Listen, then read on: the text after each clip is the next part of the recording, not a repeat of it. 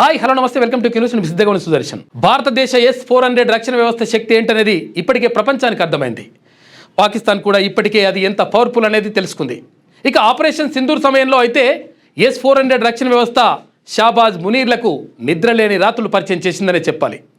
భారతదేశం S-400 వాయు రక్షణ క్షిపణి వ్యవస్థ పాకిస్తాన్ ప్రతిదాడిని నాశనం చేసింది.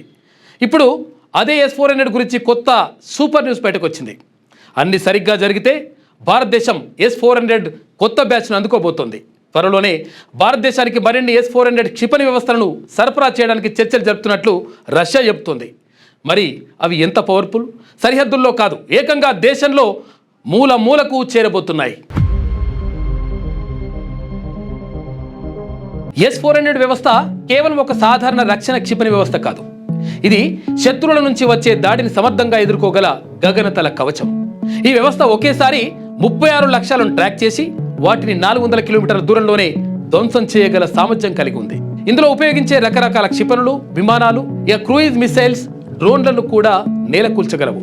400 కిలోమీటర్ల దూరంలో ఉన్న లక్ష్యాలను కూడా ఛేదించగలదు. ఒకేసారి 36 లక్ష్యాలను ట్రాక్ చేసి క్షిపణులను ప్రయోగించగలదు. ఎలాంటి పొరపాటుకు తావులేని రాడార్ వ్యవస్థ ఇది. ఇక శత్రు లక్ష్యాలను ఖచ్చితంగా గుర్తించగల శక్తివంతమైన రాడార్లను కూడా ఇది కలిగి ఉంది.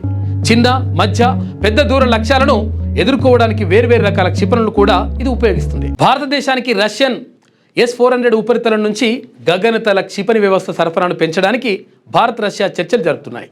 ఇక భారతదేశం రష్యా S-400 ఉపరితలం నుంచి గగనతలంలోని లక్ష్యాలను ఛేదించే క్షిపణి వ్యవస్థల అదనపు సరఫరాపై చర్చలు జరుపుతున్నాయని రష్యా రక్షణ ఎగుమతి అధికారి ఒకరు రష్యన్ రాష్ట్ర వార్తా సంస్థ TASSకి తెలిపారు. ఆపరేషన్ సింధూర్ సమయంలో పాకిస్తాన్ దాడికి తగిన సమాధానం ఇవ్వడంలో S-400 వాయు రక్షణ వ్యవస్థ ముఖ్యమైన పాత్ర పోషించింది.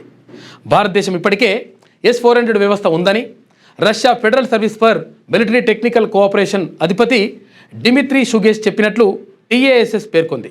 ఈ ప్రాంతంలో మరింత సహకారాన్ని పెంచుకునే అవకాశం ఉంది.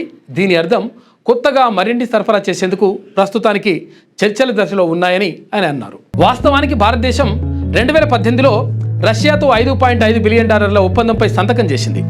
దీనికోసం 5 S-400 triumph long range surface to air క్షిపణి వ్యవస్థలు ఉన్నాయి.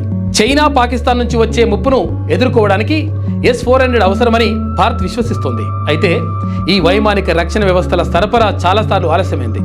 2026-27లో మాస్కో భారతదేశానికి మిగిలిన 2 S-400 రక్షణ వ్యవస్థ యూనిట్లను అందిస్తుందని భావిస్తున్నారు. ఇక ప్రధాని నరేంద్ర మోడీ రష్యా అధ్యక్షులు వ్లాదిమిర్ పుతిన్తో చర్చలు జరిపారు. కష్ట సమయాల్లో భారత్, రష్యా కలిసి ఉంటాయని ఇరు నేతలు స్పష్టం చేశారు. అంతేకాదు, ఇదే సమయంలో రష్యా అధ్యక్షుడు పుతిన్ SCO అంటే షాంఘై సహకార సంస్థ సమావేశంలో ప్రధాని మోడీని తన ప్రియమైన స్నేహితుడని సంబోధించారు.